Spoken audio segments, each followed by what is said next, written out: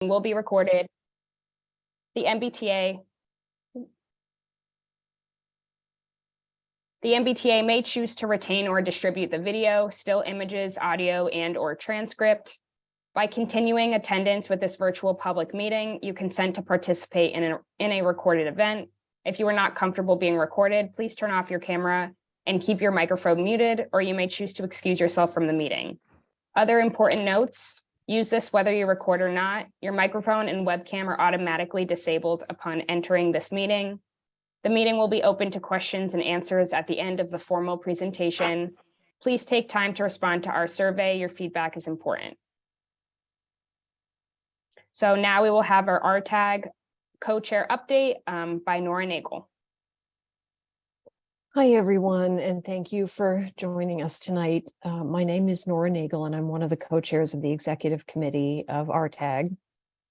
The Riders Transportation Access Group, in case you were wondering what RTAG stood for, is a community-based group that advises the MBTA on transportation matters impacting people with disabilities and older adults. The goal is to ensure that all people with disabilities and older adults have every opportunity to be fully participating members of our community, noting that fundamental to this opportunity is the right and ability to use public transportation in an equal, effective, and dignified manner. Since our last general meeting, as Kat mentioned, she's completely transitioned into the RTAG facilitator position. RTAG has had an executive board meeting where we discussed the future of RTAG meeting structures, and Kat will talk more about this later in the meeting. The RIDE subcommittee has met and discussed the recent RIDE incident that received publicity in the media. RTAG is looking to work with the MBTA regarding emergency procedures and how to share this information with riders. The Office of Transportation Access is rolling out a new self-service texting feature. This will allow riders to be able to text to see the estimated arrival time of their trips, their account balances, upcoming scheduled trips, and also the opportunity to cancel trips. The RTAG Executive Board and the RIDE subcommittee members helped test this system over the past couple of weeks. The system-wide accessibility office is also working on an accessibility marketing campaign with the creative participation of RTAG. The RTAG Executive Board participated in a photo shoot this past week, in fact, as part of that publicity campaign. And that's it for the update. Thank you, Nora.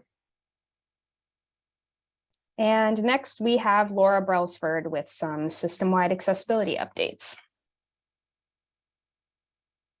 All right, thank you, Kat, and good evening, everyone. Before I get started, Kat, I just wanted to say on behalf of everyone at the team, welcome to your new role as facilitator, and we look forward to working with you and continuing to work with RTAG in the coming months ahead. So I have a couple of updates for folks, as well as a couple of reminders.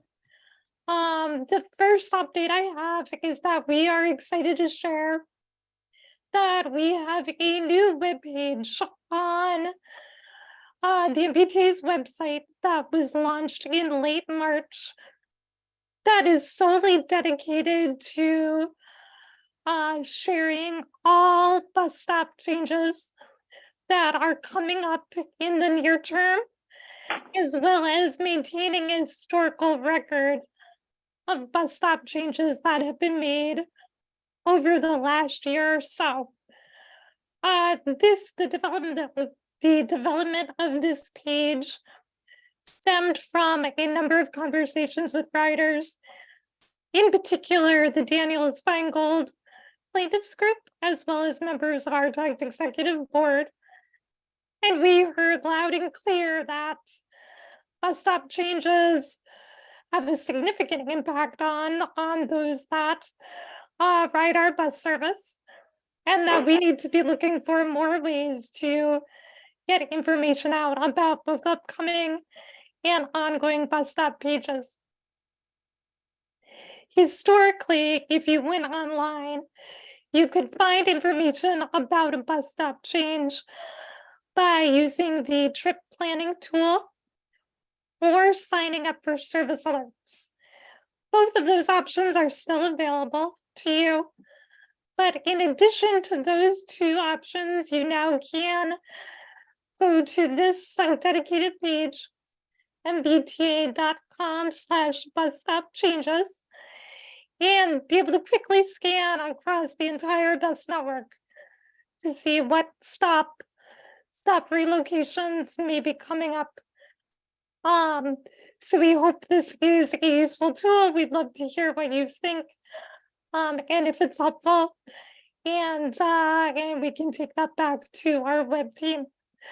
I do want to just emphasize that we recognize, or that the website is just one tool that we are using to get the word out about bus stop changes.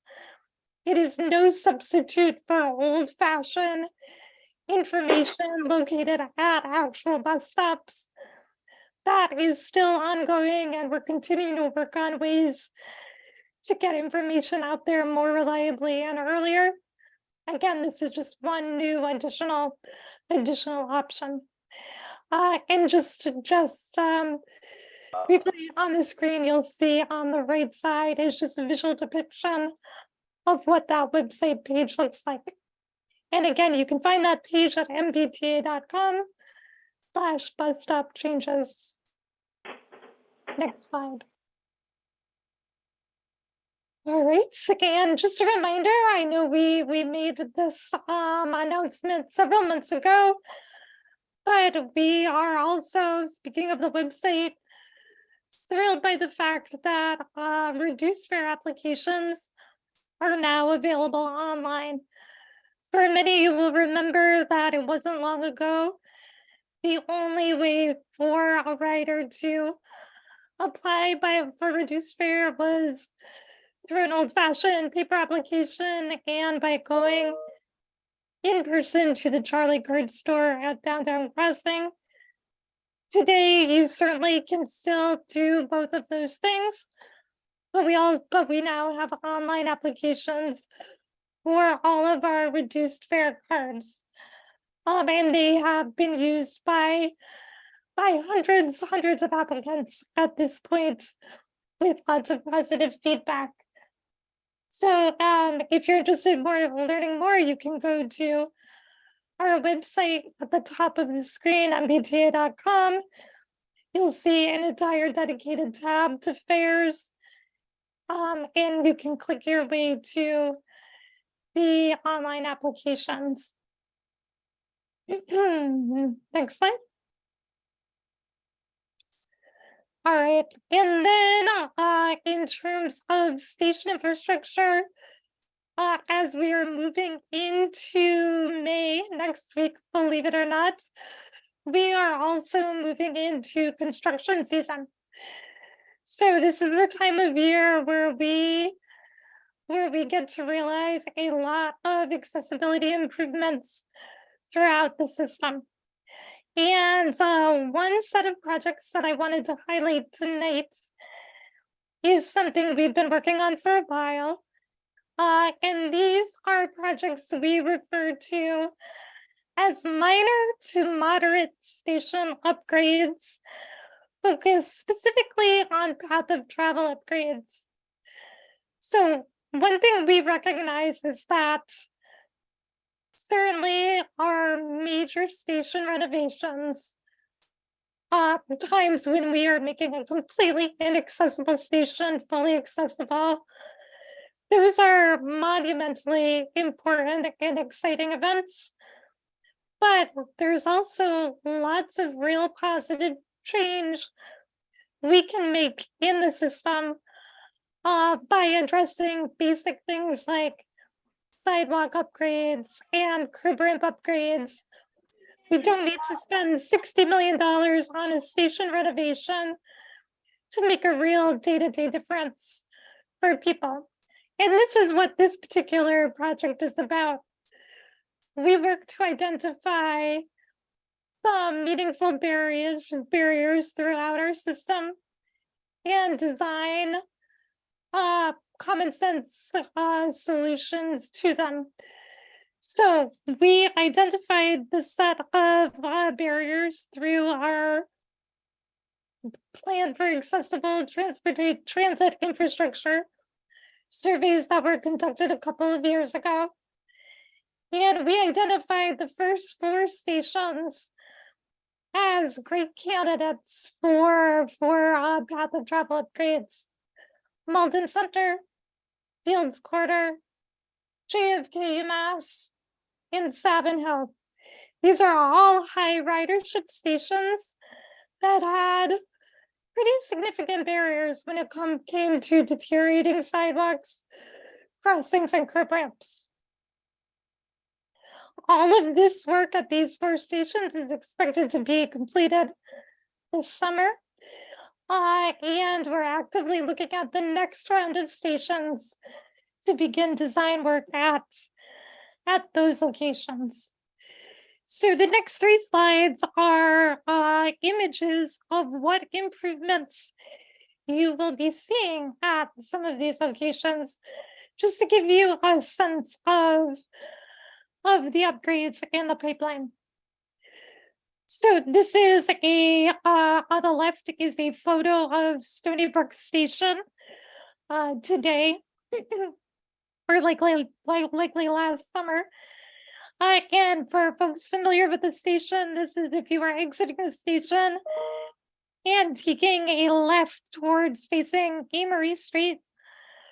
For anybody that's walked or wheeled over the sidewalk, you will know that it is fairly treacherous. So this entire stretch is going to be redesigned and repoured. And the rendering on the right side of the screen shows ultimately what the finished condition will look like again later this spring and summer. The next slide is also another shot of Stony Brook. This is the stretch of sidewalk immediately outside the front of the station.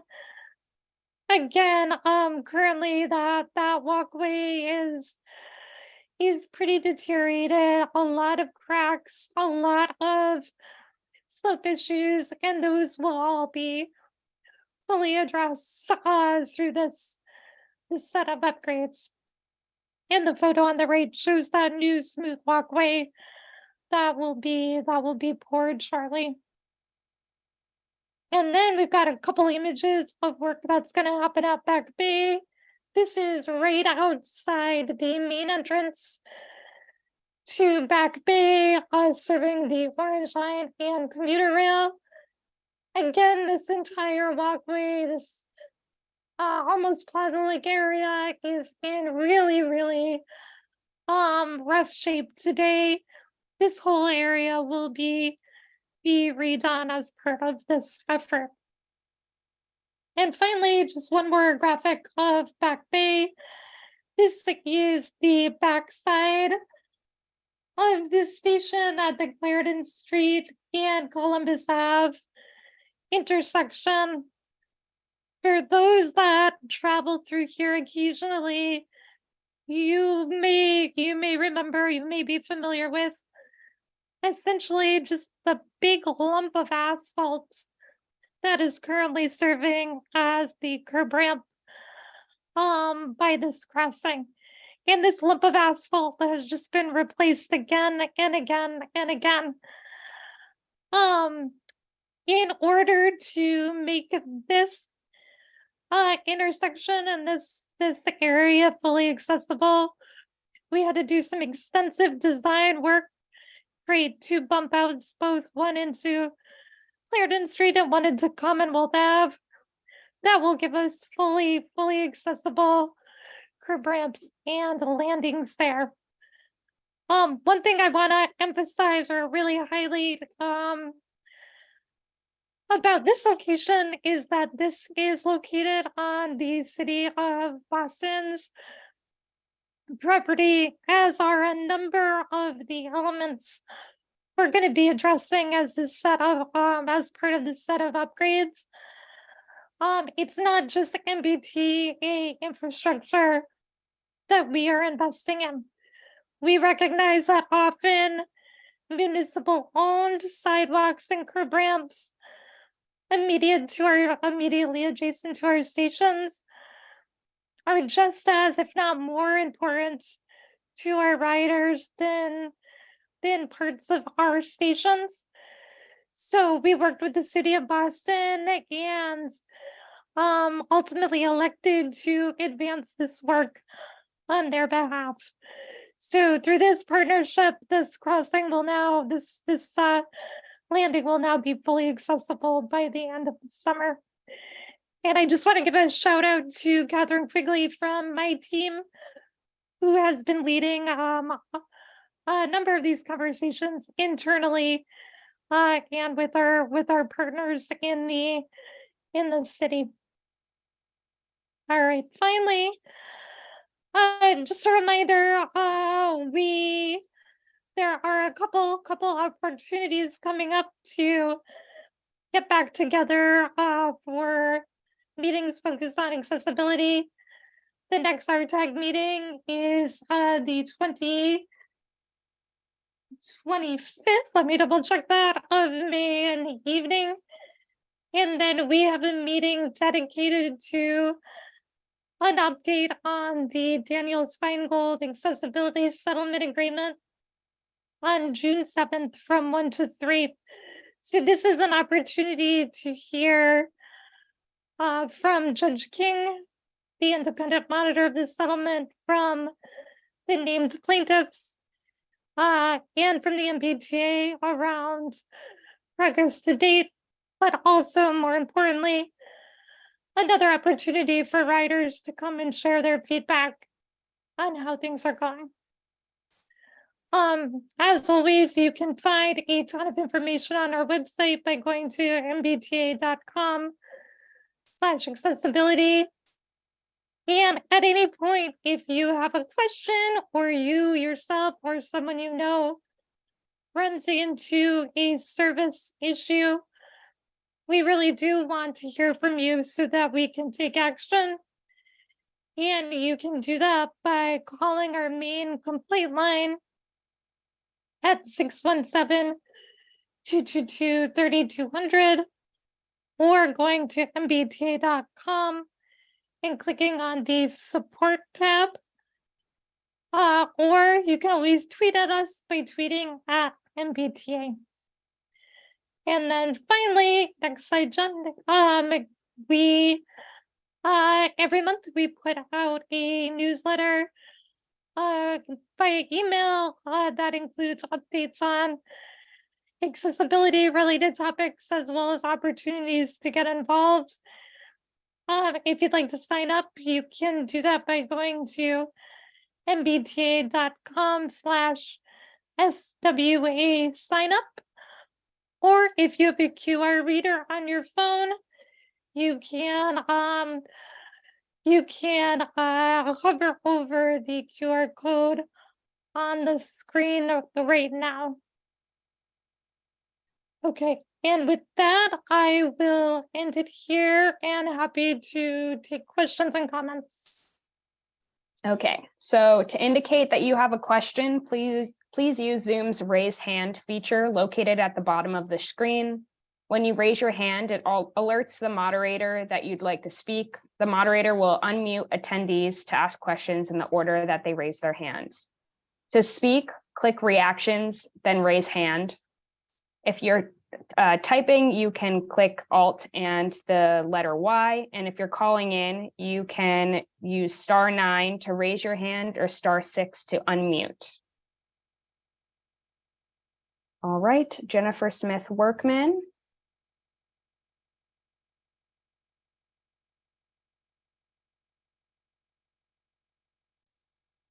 Okay.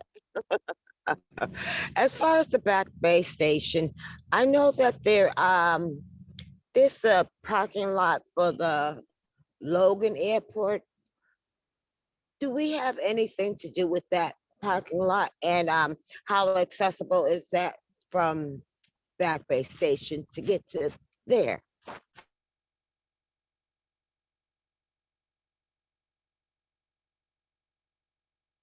Jennifer, just to confirm, you're asking about the parking lot at the station? Is that correct?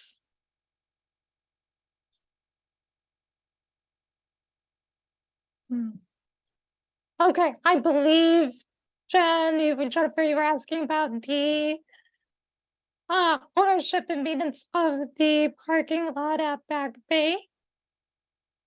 So I believe, although I will need to double check that, we have contracted that parking lot out to a local parking vendor.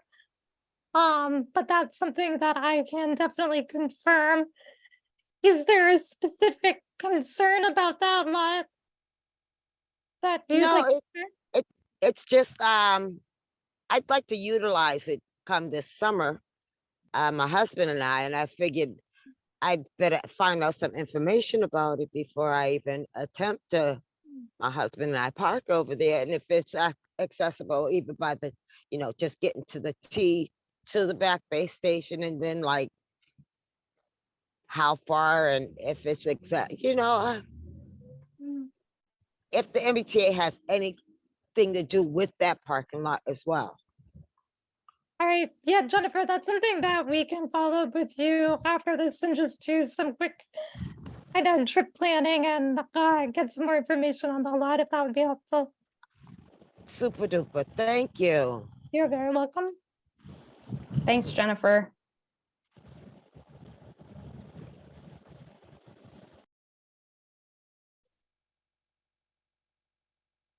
And I see in the chat, Don is unable to access the raised hand feature, but has something to share.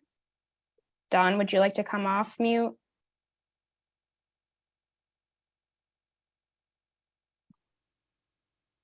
Yeah, I have something to share. Can you hear me now? Although I can't, I have to access a different file. You can't see me. Will that be okay?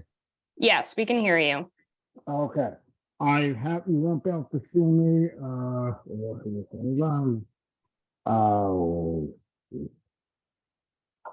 My name is Don. I used to be a happy wife of the MBTA just a little bit, but as it's broken and unsafe, oh no, that's the wrong text. Oh no. Oh, blah, blah, blah.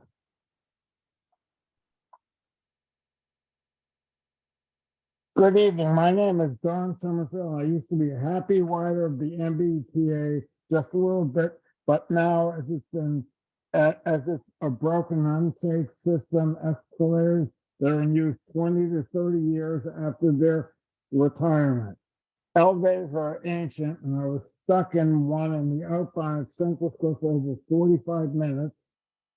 I had a meeting with Laura Bronsford, which seemed to go pretty well, but then I said something at the end of the meeting, but I apologize for it and have not heard from her back. Emailed her many times, emailed Jennifer Ross, Rob Sampson, et cetera, et cetera, et cetera. The FTA rejected its safety plan, crumbling tunnels, et cetera. It's a rarity that a seatbelt is put on correctly as on my wheelchair. As recently today, twice I had to help the driver put the seatbelt on my wheelchair. It's not up to me, it's up to the MBTA. And then I hear operators say, it's not my job. Well, whose job is it? Is it my job? And as General Ng wants to have less delays, I just want to get on a bus, and here it's not my job. I don't really care about delays. I care about my safety and about my getting on a bus. I had a meeting with Bill Henning the other day, who's the director of BCL, the organizational plaintiff of the lawsuit against the MBTA, which went well, except for Mr. Henning talking about accommodations for anger management won't be granted.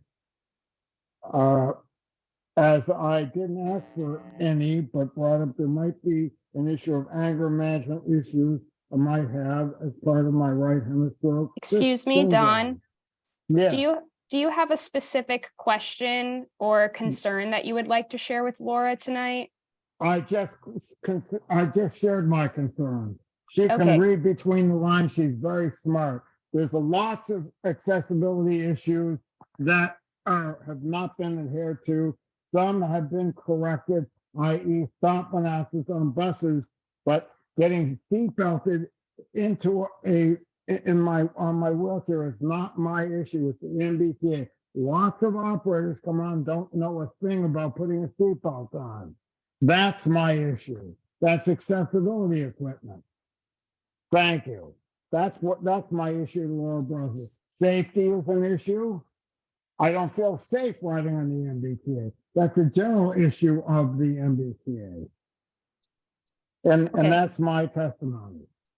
Thank you for sharing, Don. You're so welcome.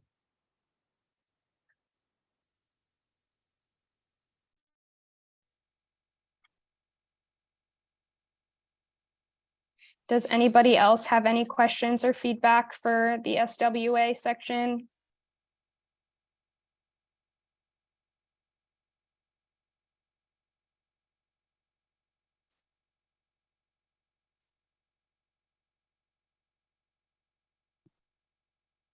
All right, well, I guess we can move on. We can go to the next Thanks, slide. everybody. Yep, thank you so much, Laura. All right, so now we'll have Michelle, the Chief of Paratransit Services, giving updates for the ride. Thank you, Kat. Thank you, Laura. Okay, if we can go to the next slide. So ride service update. In just a moment, sorry about that. First of all, I want to apologize. I'm a little bit raspy. Bear with me, please. So March ridership increased over the last 12 months, and it was up 18% compared to February. And our DSP, which is our dedicated service provider ridership, increased 20%. And we also saw an increase of 14% for our NDSPs. Next slide, please.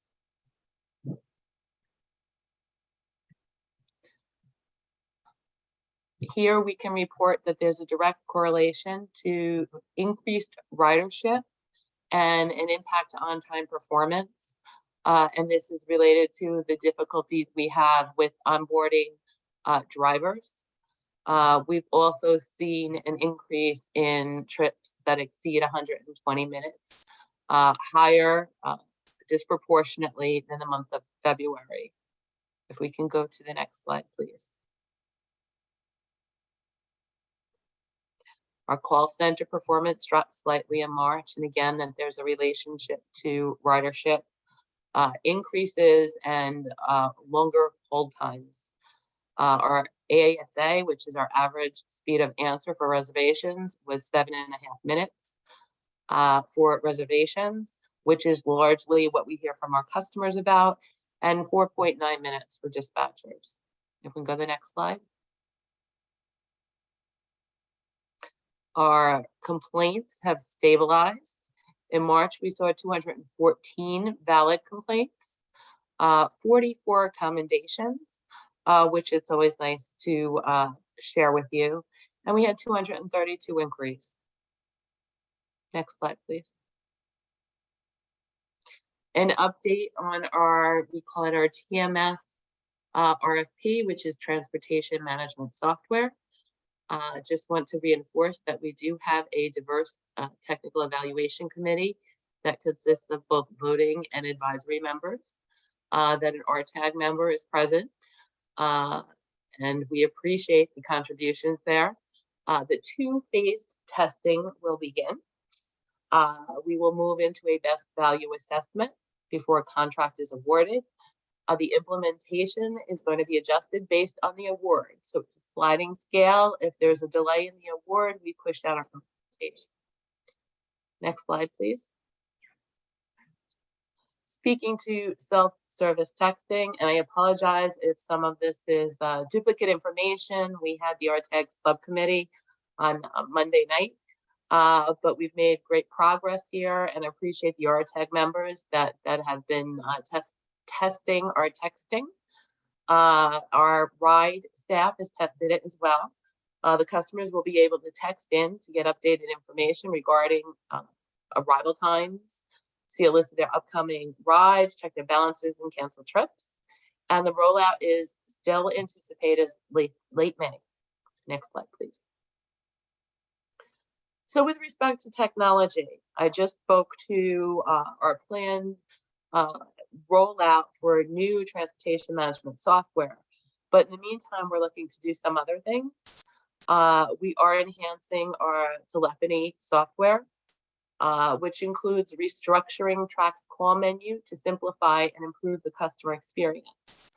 And part of this is directing customers to the more appropriate locations and having offerings, popular offerings up at the front of the menu. We anticipate this will roll out in June. We are also upgrading technology infrastructure at TRAC to improve security and reliability. And this we began investigating following the November technology outage that we have. We're also exploring opportunities to make adjustments to ADEPT software to improve customer-facing elements. And we're not certain at this point if that's going to be implemented, but we are looking to see if there's anything we can do to make improvements before we award new software. Can we go to the next slide, please? So with respect to the ride organization, we have 19 approved positions. 5 positions are vacant. However, we've had movement on 3 of those positions. We spoke briefly about the senior customer liaison. That position has been posted and we've extended that posting. And we will include a member of system-wide accessibility on that interview panel. We have a technical project manager position that will support all of our technology upgrades and efforts. And we are hoping to see that post in the upcoming weeks. And we are looking to fill a deputy director of operations position to further support Mike Kulak and his team on the operations side. In addition, that leaves 2 other vacancies for the fiscal year 23, and we're hoping to get those filled by the end of the fiscal year. For FY24, we anticipate somewhere between 5 and 8 additional positions that we're looking to fill. And what we're focused on, and there's a lot we're focused on, I just scratched this out, but with respect to staffing up, we will be implementing additional quality assurance measures. We will be improving contract administration and contract compliance. We're focused on customers and the customer experience. And we're building out analytical tools and technology support with these positions. Can we go to the next slide, please? I participated in an HR on the Go event this past weekend that was on Saturday in Quincy. The MBTA has 4 planned events. That was the second of 4. And the idea is that the bus, the HR on the Go bus, is going to go out into communities to recruit. We had 3 tables with representation from National Express, TRAC, and veterans, and we saw great results. The tables were full. There were a lot of candidates that were interested in applying for positions. If we go to the next slide, it's another HR on the Go. There are 3 images here with representatives from all 3 providers, TRAC, NEXT, and VETS. It was an outdoor event. And you can see the exterior of the bus in one of the pictures. And I would also like to share, which I believe I did in the subcommittee, is National Express has really made progress with respect to hiring drivers. And I think they're up somewhere between 12 and 15 drivers, which we're really happy to hear. And TRAC has reported some interest in applicants as well. If we can go to the next slide, please. I jumped ahead I jumped ahead a little bit. This information is here on this slide. I can also share with you that Track is planning their own event at Wollaston Station where they'll be recruiting. And the idea is you can walk to the Track facility from the station, and they're hopeful they'll identify candidates for the call center there. We are also reviewing wage increases for Track staff. This would be reservationists and dispatchers. And we have encouraged them to engage in additional corporate support. So they're doing some market equity analyses, and there are expanded efforts with respect to marketing and support on those hiring events for Track. You can go to the next slide. So some updates. I think it's worth noting that Massachusetts state of emergency ends on May 11th, 2023.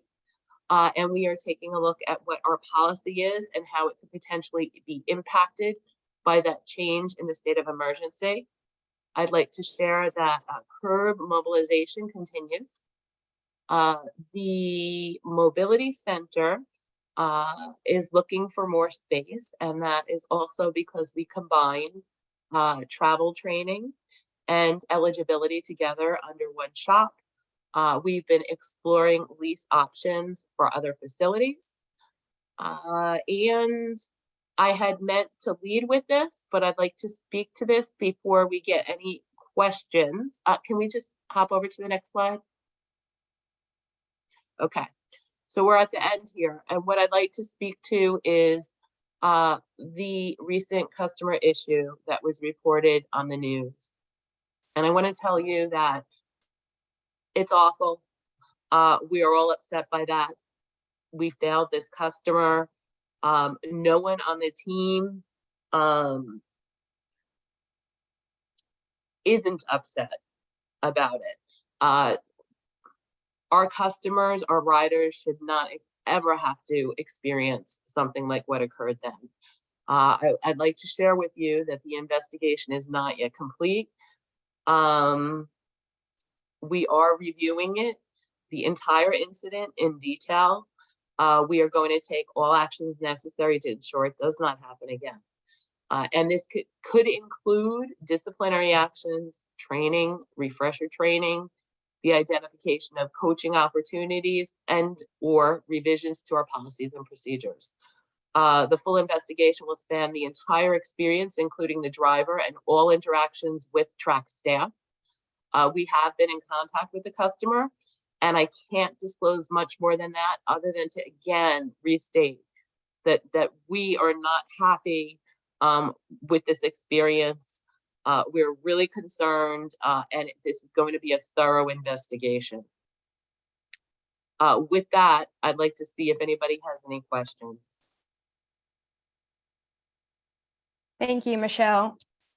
So if you have any questions or comments for the ride, to indicate you have a question, please use Zoom's raise hand feature located at the bottom of the screen. When you raise your hand, it alerts the moderator that you'd like to speak. The moderator will unmute attendees to ask questions in the order that they raised their hands. If you would like to speak, click reactions, then raise hand. If you are typing using a keyboard, you can click Alt and the Y key. And if you're calling in, you can click *9 to raise hand or *6 to unmute. And I'm just going to begin with a chat question that we had received from Abby Swain. Michelle, can you tell us more about the best value assessment element of choosing a new software provider? Does it include experience and other qualitative elements in addition to cost? We're all eager to avoid a repeat of the experience a few years ago with a new provider that couldn't handle volume. I couldn't agree more. I would ask Michael Schneider. Yes. Is leading the RFP effort, and I'd ask him to speak to that for you. Hi, everyone. Michael Schneider. I run technology for the ride. The best value is two pieces. Number one is the scoring that we give each of the bidders throughout the process. And at the very end of the process, post the two tests that Michelle mentioned, they're going to have a final score. Once we have the final score, we then view the prices that they proposed, each of the bidders proposed. and we weigh those prices that they proposed versus the scores that they had. So if someone had the highest score and the lowest price, it'd be a no-brainer for most people. But if they had the highest score and the highest price, it'd be more of a debate, is the simplest way of explaining that. Does that make sense?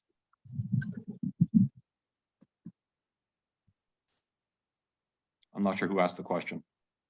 Yes, Abby said yes in the chat. Okay, great. Thank you, Thank you. Michael. Nora, would you like to unmute? Sure. The question I had for the ride was related to just the statistical number of complaints. You mentioned that there were, I think, 241. And I'm wondering if, obviously you can't do this now, but maybe in future meetings, if those could be Sorry. broken out a bit. I mean, obviously, not all complaints are created equal. The incident that you're talking about that was on the news versus, a substantially late pickup, that they're very different. And I think having a better picture in our minds of what types of substantiated complaints are trending upwards, downwards, how many complaints involve actual real significant safety issues would be really helpful rather than just a raw number. Okay, at a quick glance, what I can give you is we do trend the top complaints. Let's see here. And the top, and we can certainly get you more information, but the top complaints are a pickup and drop off outside of the window, dispatcher error, and reservation asks. But we can drill down in more detail and share something with you. That would be really helpful. And actually, I completely forgot about this until just now. And this is a question more for system-wide access. I got a call from somebody who has she's complained to the MBTA and it's definitely in process, but I'm not even sure that this was brought to the attention of system-wide access because there was also a significant racial component to it.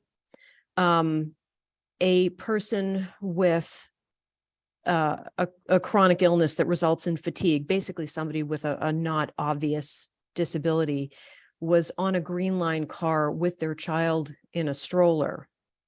And because of the way the wheelchair cutouts or in Green Line cars work, they're across the aisle from any seating. And this person did not have the stamina or ability to stand. She was reprimanded by the driver and told that she could not have her stroller blocking the aisle. And when she explained that it was due to her disability, the driver then went on to not believe her. The driver determined that her race and her apparent race and her child's apparent race were not compatible. So it obviously wasn't her child and she was lying. It turned into mayhem, which resulted in the driver getting on the PA system. Anyway, it was a very involved complaint, but at the base of it, it was an access complaint, and it was about the needs of people with physical disabilities on the Green Line who cannot keep, say, a stroller or a shopping cart in the designated area of the car without potentially causing other safety problems. And how are drivers trained to handle that? And has this incident been brought to your attention? So Nora, it's Laura. That is a great question. So let me first speak to sort of general driver training and policies related to issues like this. Drivers, so all frontline staff are trained extensively on the fact that many of our riders, in fact, the majority of riders with disabilities have disabilities that are entirely non-apparent. That is why in our operator and frontline trainings, and in our rule books, we have very clear policies that essentially say any reasonable request for assistance by a customer must be honored. because the fact is, you are never going to know if somebody is requesting assistance because of a disability or not. So that is something that is all staff are trained on extensively. And in addition to that, we monitor extensively through our monitoring program in system-wide accessibility. What should have happened in this situation is, as soon as the customer said, "Yeah, I'm unable to move that stroller because of my disability," the operator should have said, I apologize. Thanks for letting me know, and work to reduce any crowding concerns or lock dial concerns in another way. That obviously did not happen and was not acceptable. I personally am not aware that this complaint had been flagged originally as an accessibility complaint, but I will check on that this evening. You were right, Nora. I believe you mentioned if there were allegations of racial discrimination here, most likely this immediately went to our civil rights department, who would be leading the investigation, and they also assist fairly frequently with accessibility complaints. So if that's the case, we will connect with them and collaborate on the investigation. But again, yes, staff are trained extensively on non-apparent disabilities and requests for reasonable assistance, and this definitely falls into that category. Okay, thank you. Is there any way one of you could let me know whether or not this was flagged as having an accessibility component to it, if you're aware of it? Because otherwise I will put the person in touch with you. And I guess it raises the concern also that if there's a multifaceted complaint where somebody is making allegations of mistreatment based on disability and other factors, is there a system in place to make sure that your department is made aware that there's a disability component, an accessibility component as part of the complaint? Because that was actually the sort of germinating issue of the entire kerfuffle, was an access issue. But I think that may have ultimately been lost in the shuffle, Yes. So Nora, let me take a look at the complaint. And either we can reach back out to you, or more likely, we can reach out to the customer directly and let her know. I just want to be careful about not communicating to somebody about their complaint to another individual, if that makes sense. Right, absolutely. And, she contacted me about it because of her accessibility concerns. And so if you are not familiar with it, she is more than interested in contacting somebody in your office directly, and I could pass that confirmation of that contact information on to her so that she Okay. could follow up directly with you. Yeah, no, I appreciate this, Nora. Thank you. Thank you, Nora and Laura.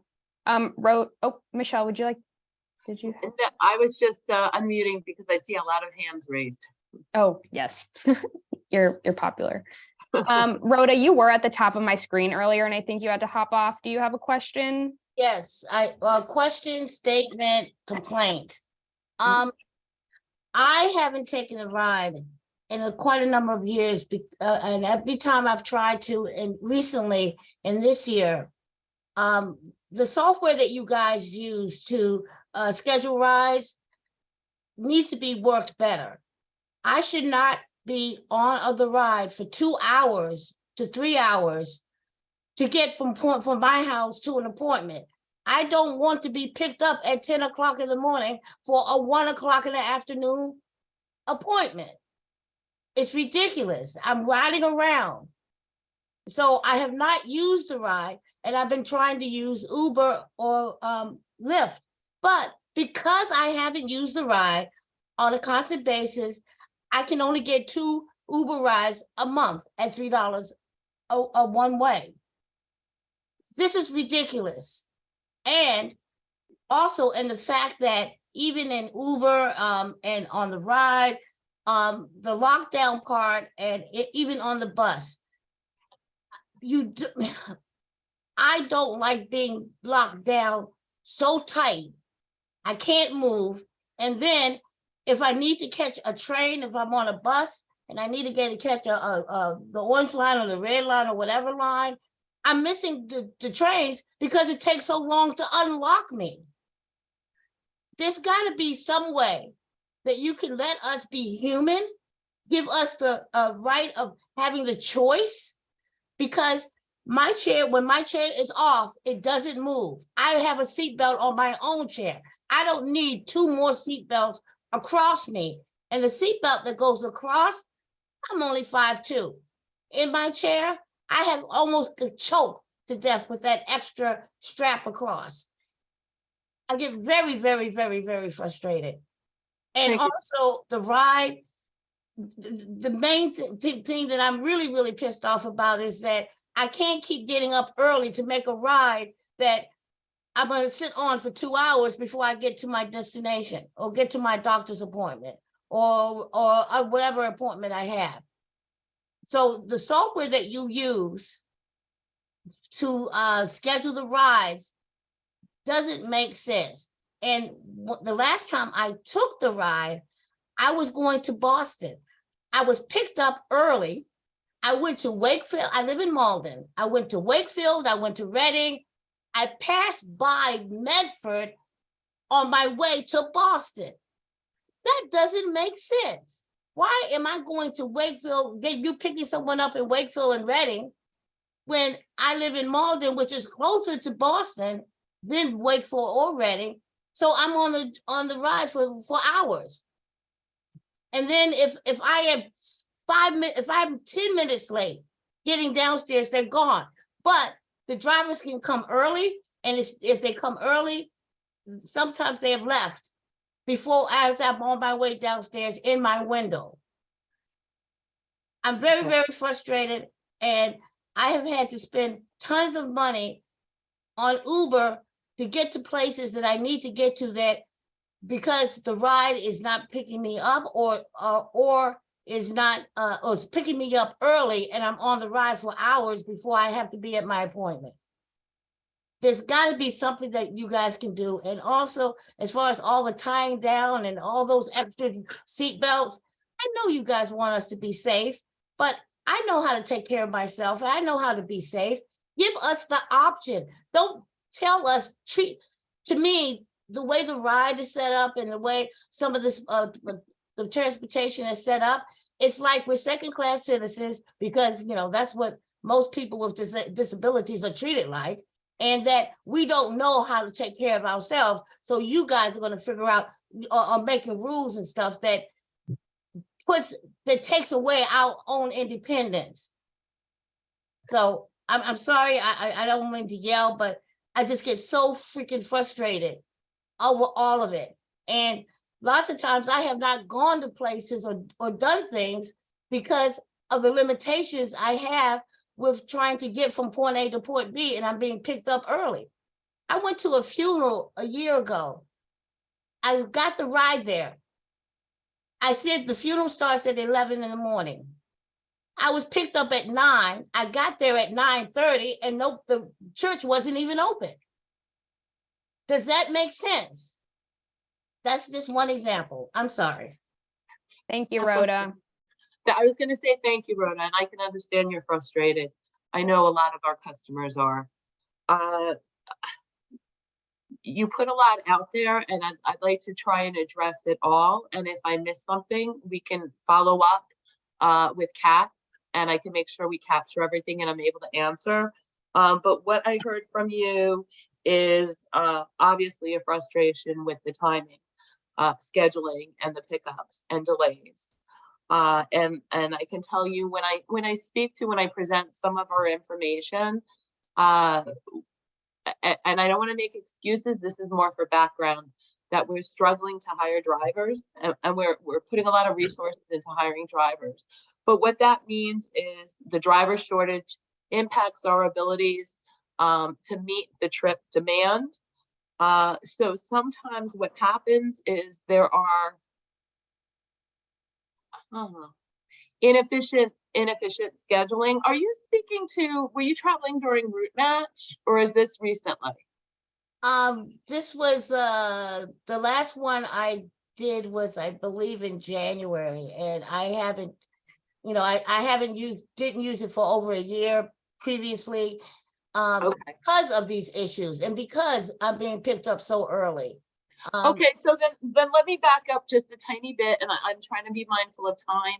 It sounds like you may have been traveling during a period when the team was using the route match software. And in November,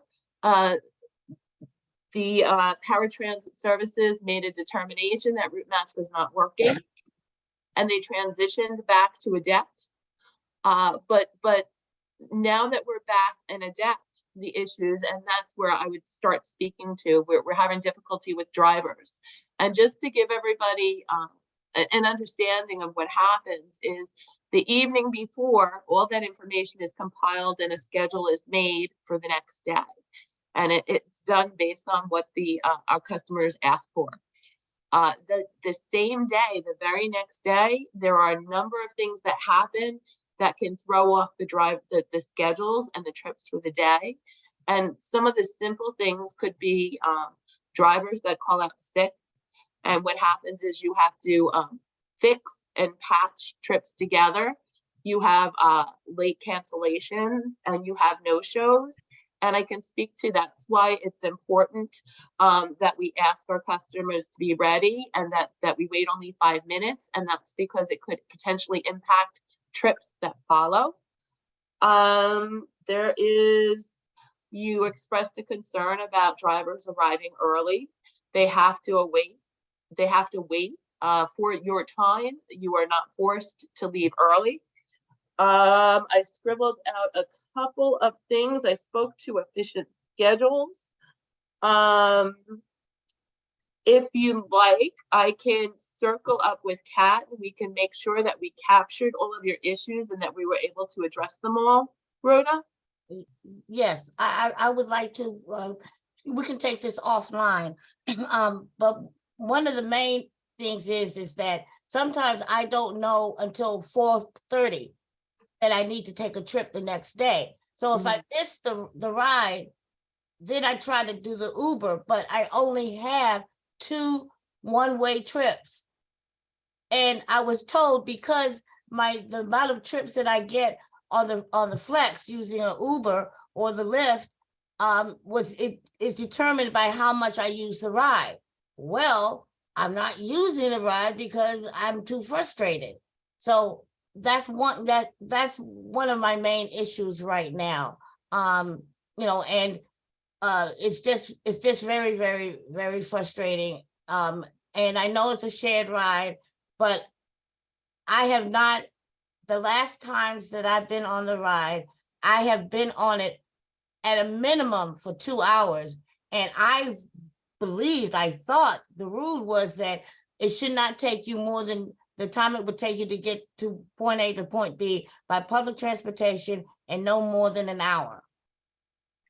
You're correct that it's supposed to be comparable to the fixed route service. And with respect to your Ride Flex trips, we do make that determination. Our methodology is based on prior service. And an element of that is that we have to consider costs, and we have a limited number of trips that we can dispense. I understand that, but I think that I should be able to get more than 2. And, I understand that it's based on my ridership, but I explained why I'm not taking the ride. I have multiple disabilities of physical, and my stress level has been really high. I just can't take sitting on a ride for 2 hours. For example, I fly to DC for an hour versus taking the train down that takes 8 to 10 hours. I try to minimize my time as best as I can. but we can continue this offline. I see a lot of hands and I don't want to take up a lot of time. Yes, Rhoda, thank you. Yeah, Michelle and I can touch base with you. I just want to be considerate of people's time since there are a lot of hands up and I want to make sure everyone gets a chance to speak. So thank you very much, Rhoda. Sandy, you're next. Do you want to unmute? Thank you. I want to ask Michelle about the comment she made on mask policy. You said that the RIDE policy about masks is being reviewed internally. Are you able to somehow poll us to see, rider preferences, or how are you coming up, do you think, with your decision? That's a great question. At this point, I think we're going to take a look internally and speak with our providers with respect to how the decision to end the state of emergency could impact them. I understand your preference to wear for the drivers to wear masks, and I certainly understand that you wear masks, and I can tell you I wore a mask in the office all day, that I was there. So I understand your concerns. I don't have much more to give you other than we will share information with RTAG. I would like to hear from our customers about their preference, but we also have to work with our service providers and with their drivers and consider the labor unions that the drivers belong to. So it's a big decision. I understand your concern completely. I still see people out there wearing masks. And we will make every effort to loop RTAG in and ask them to weigh in on decisions moving forward. Thank you. Thank you, Sandy. The next person that I have in line is a 617 caller. Are you able to unmute? Hi, I'm not sure if that was me. Was it 617-773? Yes. Yes, okay. Hello, my name's Mary Mahan McCauley, and I'm the Director of Mass Office on Disability, but I just want to be clear that I'm not speaking as the Director of MOD right now. I'm just commenting as an individual that uses the ride. So I have two separate, one question, and I think the other one's more of a comment. So one of my questions is, I was recently taking the ride and coming back from work, and I work in downtown Boston, and I was on my way home, and we drove by my street, and it's a side street. It's not a long street at all. We drove by my side street, and I happen to be blind, and so, I knew we were driving by it, and the GPS was on, and I had asked the driver. There was one other passenger in the vehicle, and I asked the driver if I could get dropped off since we were going right by there. And he said, no, I cannot do that. That's against the rules. I have to drop this other person off first because that's what's on my schedule. The other person that was going home was fine with me being dropped off first since we were going right by my street.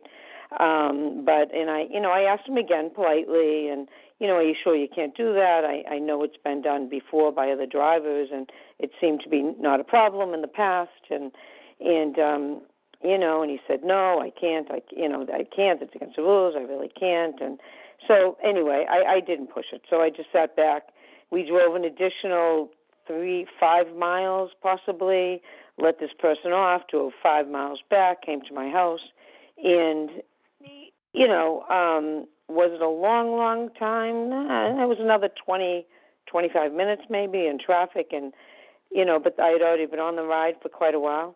So I guess I'm wondering, is that truly a rule that if the way that it's scheduled, you are going right practically by my house, is it really true that the driver is not allowed to drop me off even though I'm requesting it, and they have to go to the next location, into 2 more towns and turn around and come all the way back to drive me home? Okay, so I could speak to that, and I kind of hinted at it a little bit earlier, but I'm not sure that I spoke very clearly about it. When we have a driver shortage and same day changes, what that means is we don't always get the best efficiency and the best trip combinations. And some issues are addressed on the fly as we encounter difficulties that could be anything from driver callouts to a flat tire to traffic. So they're not combined, particularly during a driver shortage, in the most efficient manner. I can say that the drivers are encouraged to follow, they're instructed to follow the route that's on the tablet that's pushed out to them. There are drivers that may contact dispatch to make a request to see if it could be changed. At this point, the driver may have determined that it wasn't that far out and it would be easier to follow the tablet and then to return back. But the initial booking the evening before is when we book the most efficiently. It's those same day changes that can impact how efficiently they're scheduled. So this sounds like a case where they might not have been combined in the best manner. And it may have been the driver that made that determination not to reach out to dispatch because they were close. But nobody likes to, I understand that. Nobody wants to drive past their street only to return and come back to it. Right. It's like 5 houses up. And actually, I guess, I totally understand that. I mean, I can completely understand it. I guess it was more of, I'm understanding from what you're saying that it would have been an acceptable, it would have been acceptable for that driver to call out and say, could I please drop this person off first? Which would have been nice. Well, go ahead. Was Mike there? Did I hear Mike? Excuse me? Yeah, okay. And then there's Mike again. The last piece could be that the next passenger might have been closer to your location. Thanks, Michelle. Exactly what I was going to state there. The next passenger, after he dropped me off? Right. I think they were going back to the shipyard. They were going back to the truck was going back. He was leaving work. He was ending his day. I live right near your hub in Quincy. But anyway, okay, it just seemed, it just seemed, okay, so. When we encounter trips like that, it's usually because of same day changes. When you see that inefficiency, and that's something that we speak to when we're exploring new software, that they kind of take a look at it, and the software will rebatch those trips to give you the most efficient manner to put them together. And that's what we're hopeful we'll see.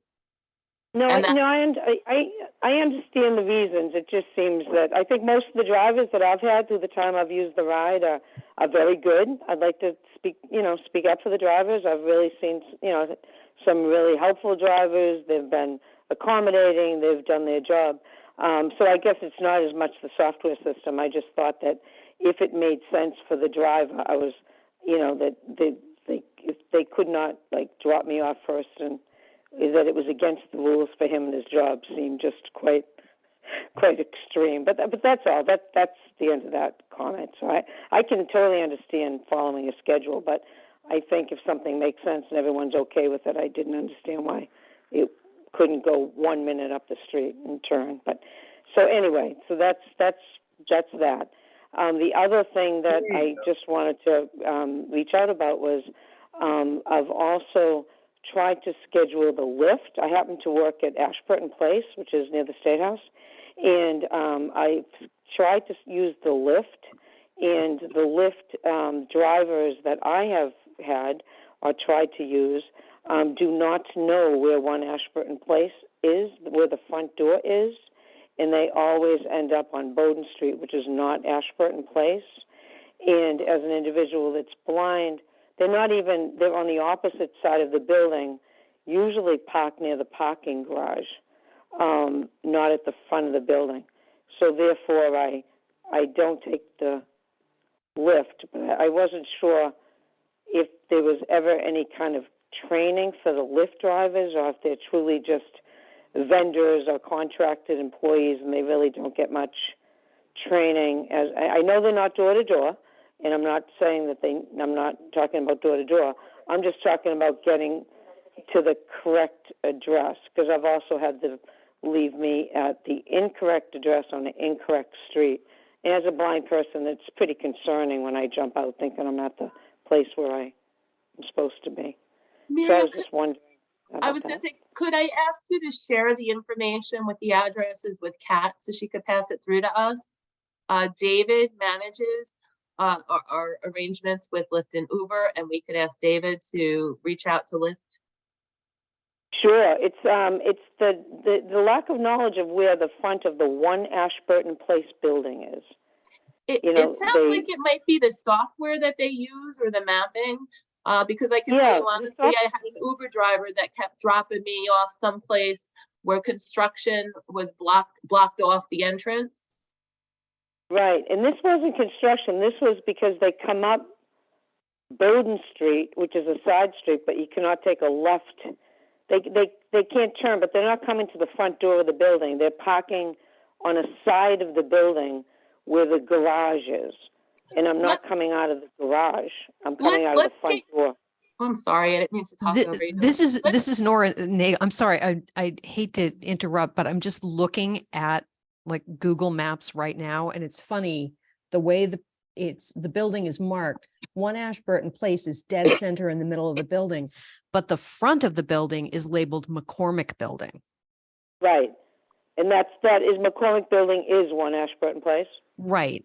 And I wonder if that is possibly the source of the confusion. But I think it has to do with just the navigation software, not the drivers.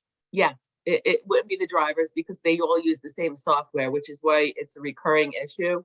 So if you can provide your address to us and we can reach out to them, because maybe there's a different address you can use, or maybe they can update what they use. But if you share that with us, we can pass that along to Lyft and see if there's something that can be done.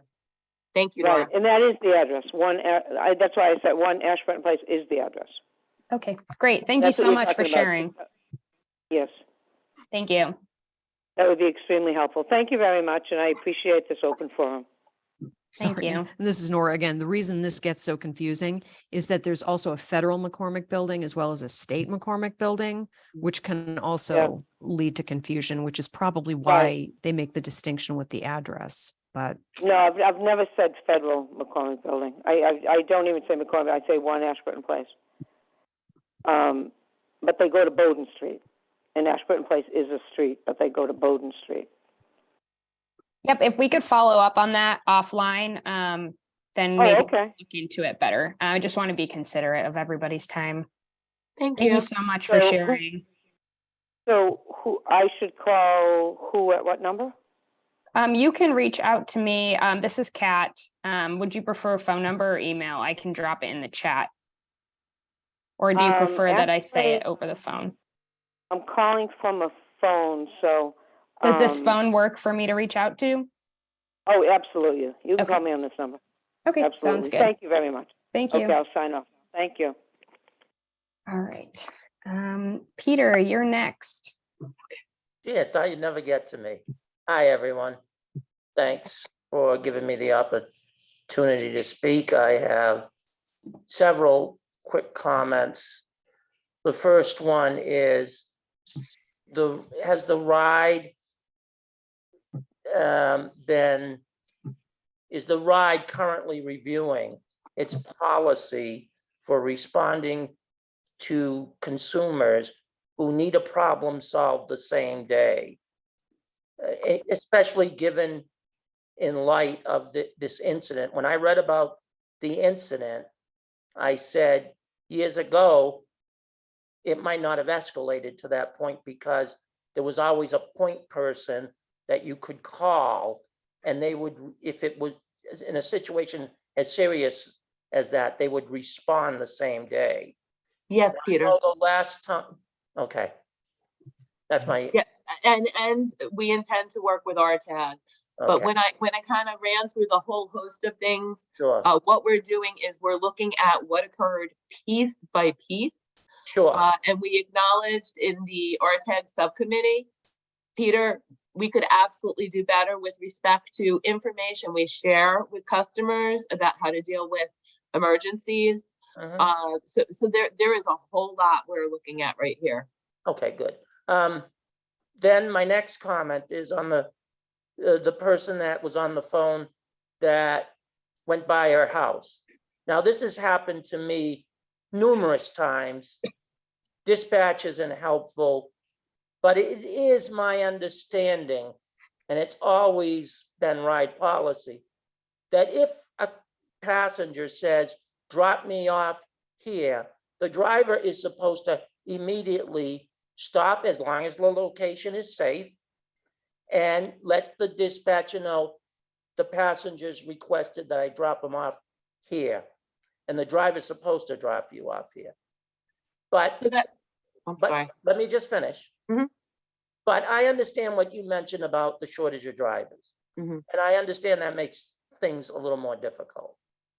But that's another policy that needs to be reviewed. I don't think we need to debate it here. I just want to bring it up so that it's on your radar, because let me tell you, it is very frustrating when I used to have to go to work in Boston and I was told I had to go to Dorchester first. That's just frustrating because I go past where I want to go. And I understood the rationale for it, that I was picking up someone going to the same drop off, but it still makes no sense. I live in Newton. I don't live anywhere near Dorchester. To get from Newton to where I work, you don't go to Dorchester in any way. So that needs to be reviewed. The way, and again, I'm not debating that here. It's just something I hope you guys will look at. The other thing is, Michelle, I need you to call me because the weather is getting warmer. And I have a doctor's appointment May 26th, and I need to use the ride. So we need to schedule a time within the next couple of weeks in the afternoon where you guys can come out and do what you have to do to see me on the van. We can absolutely do that, Peter. My Thank you. appointment is in the morning on May 26th. Peter, So how about we let Michelle have these details off the call just so we can get moving? yeah, I was gonna move real quickly. Okay, perfect. Thank you so much, Peter. I think Michelle will touch base with you and get that ride scheduled. Okay. Peter, we have your number. I will call you. It's in- And regarding your requests about policies and procedures, we're taking a look at that. And my hope is also twofold. When we introduce new software, you'll see improvements with respect to efficiency. We are seeing an uptick in driver hires, so we may also see an improvement in efficiency there. And onboarding additional staff will help us tackle some of these policy issues. And then one last comment, and that is, as far as the shortage of drivers, the reason why there is because the pay is not up to what it should be. A lot of drivers that I've met through the years have told me it's not a living wage anymore. So And I I hope was gonna, yeah, go ahead, sorry. I hope that improves. I can tell you that there are difficulties there because these are bid contracts and we're bound by collective bargaining agreements. But there have been increases at National Express, and that could well be why they're seeing more drivers now. Thank you. Thank you all. Thank you, Peter. Elizabeth, you're next.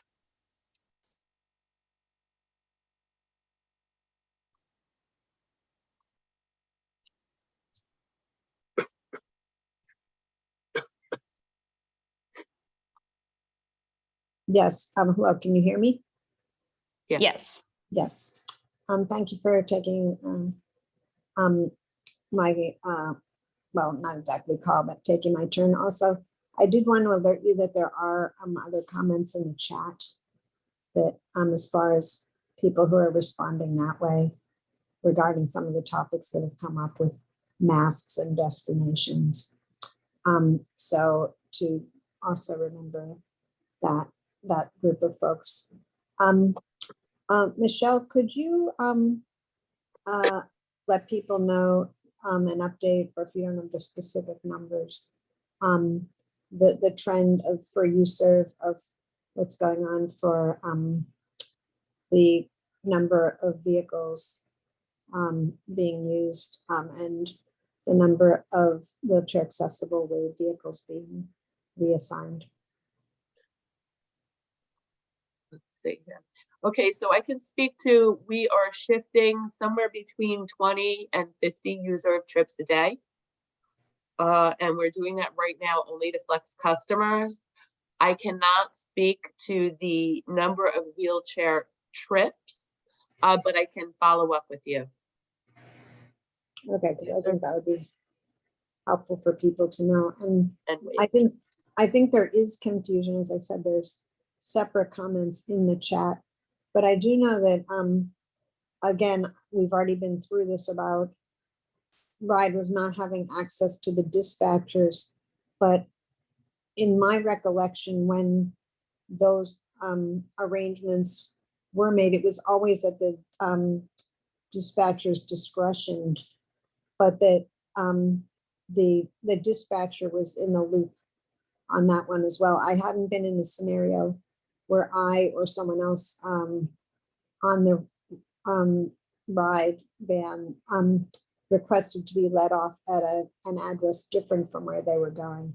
But certainly I was in a situation myself where both the driver, who was a trainer as well as a driver, and I were both trying to reach dispatch. And one of us was told, yes, I could be dropped off. And one of us was told no.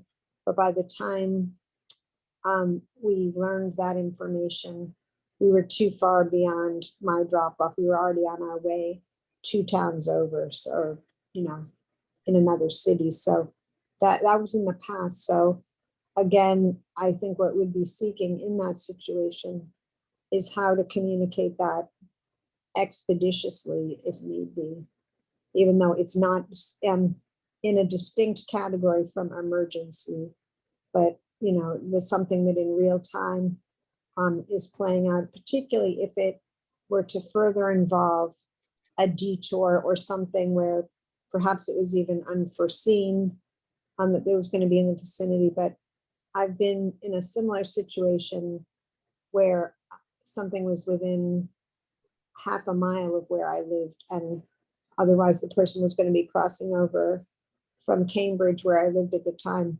into Boston, Brookline, and it took an hour and a half to do the round trip and get back to, we retraced exactly where I started from and where I went to. And so I certainly understand what people are saying about, you know, in some situations, could their policies and procedures need to exist, but that sometimes there are occasions where it seems like it wouldn't be unreasonable to have, you know, that, yeah. No, I was going to say great observation. So just to refresh, and I think you know this for the benefit of everybody else here, is that the driver's not empowered to make those decisions. They do have to contact dispatch. But what I'm hearing from people here on this call is effectively addressing a request.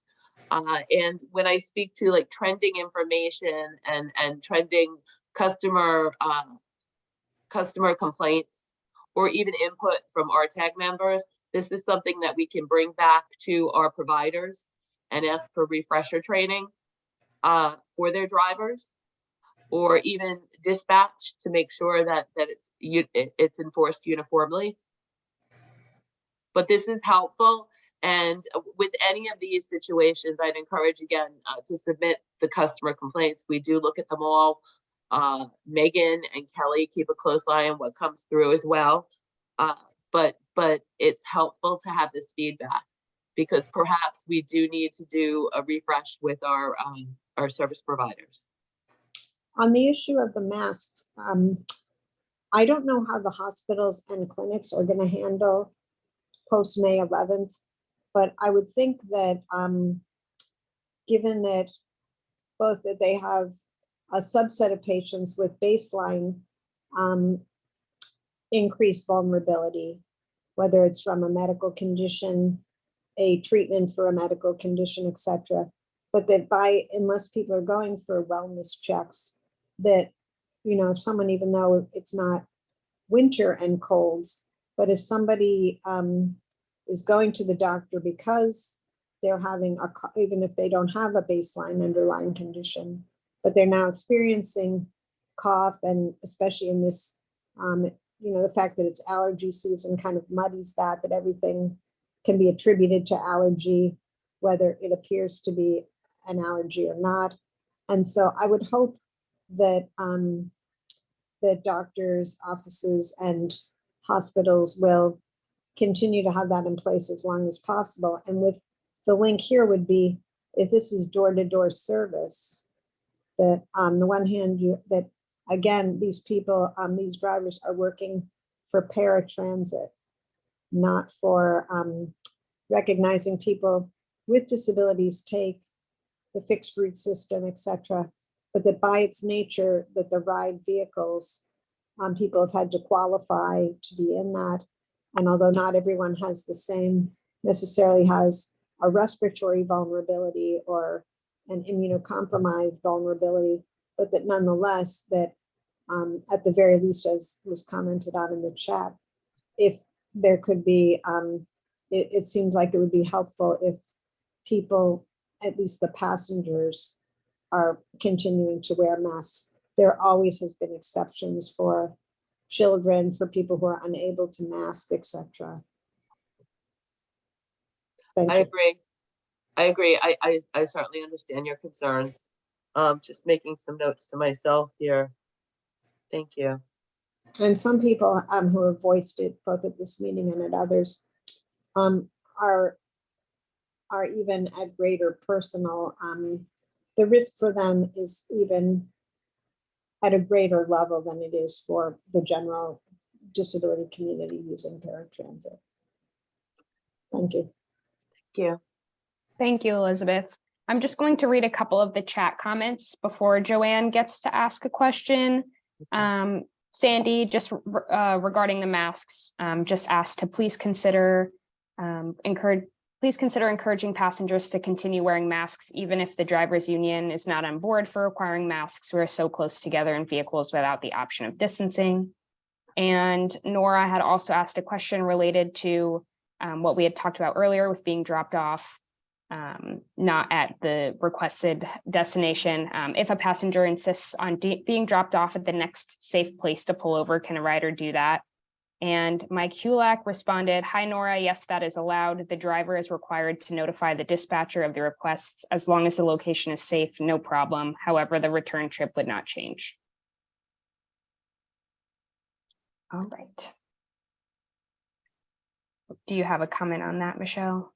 Oh, just simply, I echo your concerns with respect to mask policy, and would certainly encourage all customers to continue to wear masks. And looking forward to having some discussions with our team and our service providers. We are mindful of that, and we feel strongly about it as well. Thank you, Michelle. Joanne, do you want to unmute yourself? Hi there. Just to reiterate on a couple of things. I've gone over some of this with Jennifer, but with regard to the long-term rides because of early pickups, this seems to be, from what I've heard, the woman who called, who was from Malden. These are people like I am, who are on the edges, it seems, of the MBTA area. I recently had a couple of 2.5-hour rides just to get from my house to Brigham and Women's, 15 miles. One of them involved a 6:57 pickup for a 9:40 appointment. And I was in pain because of issues. And there was another one a few weeks before again, a ride pickup to Brigham and Women's that went by way of Dedham, a couple of Dedham pickups, and both the Dedham pickups were dropped off, in one in Dorchester and one, I think, in Milton. It was a very long trip from Braintree to Boston. This does have nothing to do with changes in appointments for pickups, because these are what we're given the night before. For this is your pickup time, 3 minutes to 7 for a 9:40 appointment. That makes no sense. There's got to be a better way. The software's got to be able to be improved. And as I said, the people who are on these longer trips, I'm one town away from Bat Bus, but it's people like Malden is not exactly in the middle of the Boston of the MBTA riding area, but we're the ones who are at those of us who are at the edges seem to have the longest drives. With people who are going past your stop to get to another. I was with this is again this was a four-person ride, including my wheelchair and 3 other people, 3 other drop-offs. The last 3 of us, 2 drop-offs in Quincy and mine in Braintree. I'm in Braintree on the Holbrook line, so I'm as far out as you can get. We were just getting to Quincy Center. He just made a drop off in Quincy, and the young man who was left in there said, "I have a doctor's appointment in 10 minutes." It was for a specialty eye appointment that he really needed to get to. It was in the building, it's Quincy Center, that's next to the building that Quincy College is in now, 1251 building, 1250 building, whatever. Anyway, the driver said, I have to take this woman back to Braintree before I drop you off. I said, okay, we'll do this. I'll get off at his doctor's appointment, okay? So you can drop me off over at that building and I'll just get out. Because I couldn't see this guy missing his appointment because the driver insisted on taking me 7 miles away and then coming 7 miles back and having him miss an important appointment. There's got to be a better way. And the third one I've totally forgotten. Anyway, so that's basically the two of the 3 things I wanted to point out. But those of us who are on the fringes of the T don't need to suffer by it. Again, at least in Malden and seems to be in those areas that are a little bit better, more highly populated than where I live, you have the option of getting Lyft or getting Uber. Here you have the option of calling and crossing your fingers. You guys sent me home in an Uber and I was thrilled because I wasn't feeling well after the photo shoot.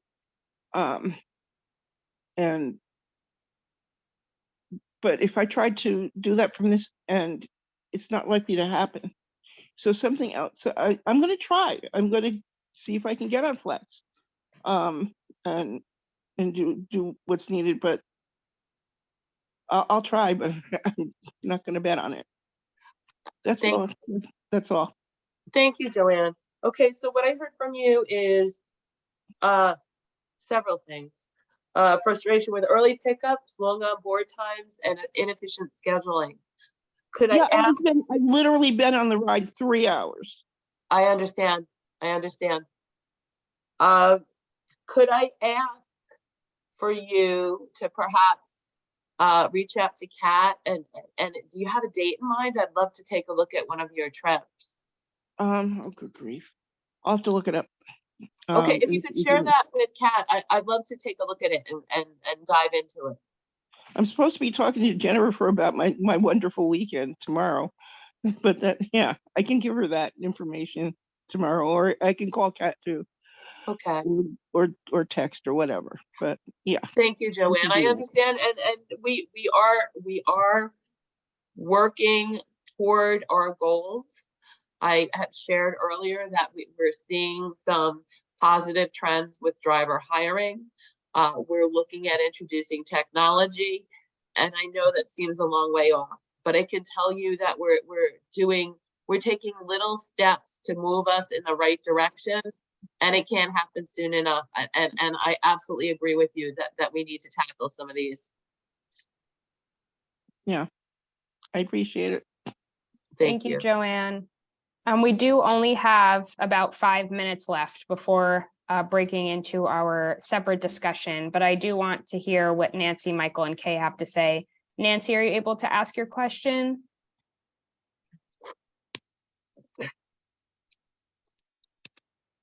I'm going to just briefly speak to, I appreciate the opportunity to talk, and I want to say thank you to Kat and Michelle for your calming nature.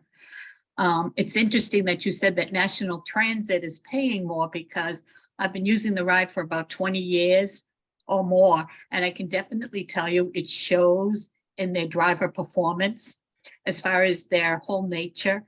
The system seems, when you have a vehicle coming from National Transit, it's usually on time. The driver is more efficient.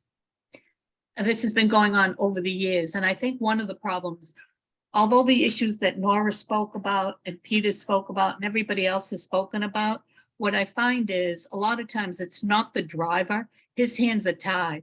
But when you call for a reservation, their listening skills are poor. When you call dispatch, they escalate your frustration. Okay, they don't do anything to alleviate the frustration. And when you make a complaint, I agree that the complaint should be acknowledged for the severity of the complaint, which it isn't being acknowledged. Even the complaint department escalates the frustration. They negate what you're telling them. An example is they were over an hour late for me, and the girl offered me an Uber or a Lyft, and I said, I have a 300-pound power wheelchair. I said, and the issue is, I'm not complaining that you're late, but if you placed the call that you were going to be on time and you're an hour late, and if I hadn't called you, although you take the phone number, all our phone numbers, could you not, if you're going to be over an hour late, give the courtesy of a phone call? And she said, well, I'm sorry, we don't have that many Lyft vehicles, like vehicles with lifts. And I said to her, but you took the reservation. That does not become my problem an hour after you're supposed to be picking me up. And I think that's what you're hearing here. There's no consistency in respect on behalf of the person using the service. Nancy, I'm sure you're not done, I'm sorry, but what I want to say is, when we began the investigation of this most recent issue, and I started looking at the data, that's some of what I observed, which is they could be the call takers could be more responsive. I think that we're looking at a better onboarding of onboard training, refresher training. But I agree with you, and I hear you and I understand you. And I can also tell you that our call center is evaluating, they're understaffed, they're evaluating wages, and we're hoping to bring on board additional people there. So there's an opportunity for expanding our staff, offering refresher and coaching to people, quality assurance measures, and just rethinking how we start employees off and what tools they have available to them.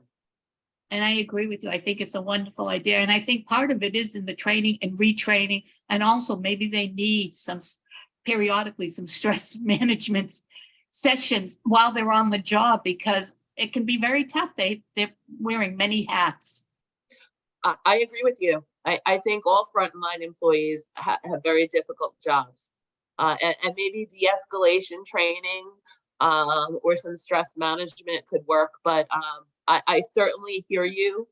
And that is part of what we're looking at. And I can tell you that Tamana on our team is working very closely with TRAC on quality assurance measures where we're monitoring calls. We're using them as training tools and coaching tools. So we're getting there. Again, little bites of the apple, but we are getting there. I appreciate it. Thank you. Thank you, Nancy. You're welcome. And I will just have Michael be our last person to ask a question. Just as a reminder, we do have to end the meeting at 7:30 because we do have interpreters for 2 hours with a hard stop in about 10 minutes. So Kay, if you don't mind following up with me And Michael, going ahead and asking your question, and then we can excuse the MBTA and OTA staff. No worries.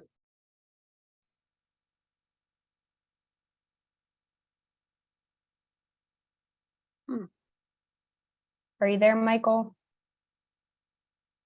Can you hear me? Yes. Yeah, hi, Kat, thanks. And Michelle, I guess it's for you. There's not enough time, so I'll just give you bullet points, all right? So Okay. I live in Lexington. Like the last caller, I have a 300-pound power wheelchair, and I love the ride. I'd be stuck without it. And I'm sure you're working on all the stuff that we've talked about.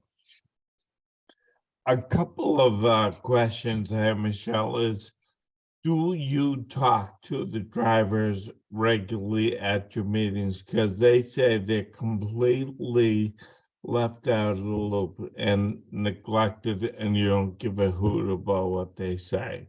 So my suggestion, if you don't already do it, is to get drivers from the 3 different bases, rotate them, and they have probably the best knowledge in the field of anybody.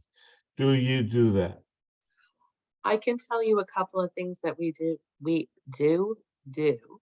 One of them is we engage drivers and operations with our dispatchers because I felt that there was a disconnect between the two of them and they weren't communicating well. And I believe that's a bi-weekly meeting. And I think we've made progress with respect to morale on both sides, drivers and dispatchers. I can also tell you that both national and veterans have a lot of efforts underway with respect to retention and employee morale, recognizing that that's been a challenge, particularly as we've been understaffed. And I can also share with you, I make myself available and am very open about willing to attend any event or participate in any event with drivers, All frontline right, staff. I get you. They're just very frustrated, and particularly when dispatchers and add rides at the end of a 10 or 12-hour shift. So Michael? I'm gonna move on because we're gonna have time. Some of the maintenance issue is, I think, the struts, the suspension on some of the trucks is really old, because I bounce around like I'm in a rumble seat when I'm in the back of the bus in a 300-pound chair, and then I'm not going to say what my own weight is, but it's pretty heavy back there, and I get tossed around like I'm on an open ocean. Thank So you, Michael. that's a maintenance issue. I can And- share that. I know Mike is on the line and Mike can speak to vehicle maintenance. No, I on don't that- want to talk about it. We don't have time. Okay, so we can just follow a up offline. It's a bullet point. The other is, do you know why the drivers are leaving? Do you like do exit interviews? I know that National Express is doing exit interviews. They're actually calling people that have left. They're calling people that have retired. And I believe it's largely wages. And they're working a lot of hours. Okay. There is an enormous effort. Okay, to retain. yeah, I just think exit interviews are essential. Yeah, I Um, agree. The other thing is, when I try to make multiple trips online, I can't do it because once I put a trip in, it automatically fills in the address of where I came from. You know, my original destination. So when you upgrade the software, I think to make it easier to do multiple stops would help. And a woman earlier said, it feels wrong to have the number of ride trips that I take on a van then linked to the number of monthly Lyft trips I get. And then as I use Lyft more frequently, which I prefer, then I lose, because I haven't been using a van, I lose my Lyft trips in the future. So You don't. The flex trips, we never decrease the number of flex trips you're allotted. is that right? That's right. We never decrease those trips. Oh my goodness, I gotta start using Lyft more. And by the way, the Lyft system is fantastic. That's And- refreshing to hear. And do you know how much I'd love to end on a high note? Okay, we can end there. And by the way, Michelle and Kat, you're saints. I'm sure it's not easy to hear negativity, but it's what it is, and I'm sure it will improve. Thank you. Thank you. Thank I'd like to thank you very much, Michael. I'd just like to share that, Kat, if there's anything that's unanswered and we can go through the chat questions, Kat and I can take care of that. We can follow up together. Yes, absolutely. Thank you so much, everyone. One of the last questions in the chat was, from what I hear, a lot of ride users on this call seem to be asking about the rules about being dropped off at a different location than scheduled or before their turn arrives. So in an order that would be different than the order given to the driver. And you said if any change to the plan or schedule is requested by the driver during the trip, the driver is supposed to call dispatch for permission. I'm just wondering how long it takes on average for a call from a driver to be picked up by dispatch. Is there data on that? I'm wondering if perhaps a long wait time might be discouraging drivers from calling dispatch. Thank you. It's a good question. I didn't realize we were going to squeeze one more in there. We do. Oh, I want to say it's my question, Kay, here. I don't need an answer now. I was just putting it out there. I'm sorry. I thought it would be saved in chat, but No, thanks. that's okay. And we do track dispatch hold times and average speed of answer. And one of the things I had mentioned earlier is we are facilitating discussions between drivers and dispatchers. And we're finding we're able to bridge that gap and some of that frustration, that we've made progress and have good reports on both sides about these meetings that we're having. Okay, that's great to hear. Thank you so much. You're welcome. Great. Well, thank you so much, everyone. This was great discussion. I appreciate you sharing your experiences as always. We are just going to take a couple of minutes to have the RTAG members stay on just to conduct some business. So OTA and MBTA, go enjoy your weekends. This shouldn't be more than a few minutes for the rest of us. Thank you. Kat, thank you. Nice job facilitating. Michelle, thank you as well. I know you're under the weather. You did great. Thank you, Mike. Thank you. Thank you, everybody.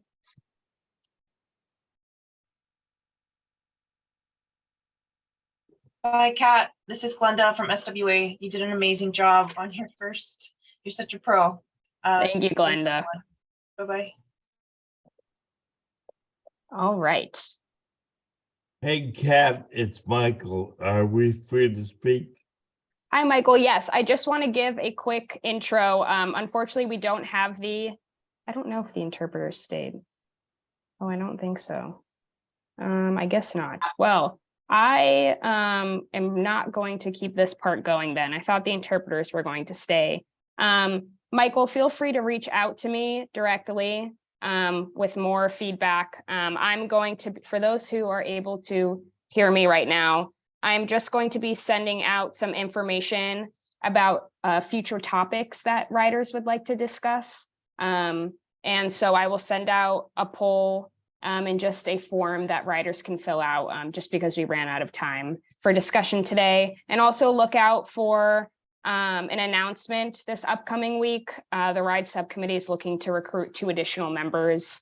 And that'll be, like I said, in the upcoming newsletters. And I will write this all out in the newsletter as well. I'm sorry that we didn't have the interpreters stay on. Rhoda, do you have any quick comments before we Yes, end? Yes, I just wanted to do you have a direct phone number and you and Michelle that I can give you a call on? Yes, can I think I have your email. Can I Yes. email it to you? Yes, you can. Okay, sounds great. Okay. Thank you, Rhoda. Does anyone else have any last quick questions before we head off? I'll send all this information to all of you too. I just want to make sure everyone's able to be included. Oh, and I also put in the chat that there was a question about whether or not Lyft could accommodate 300-pound wheelchairs.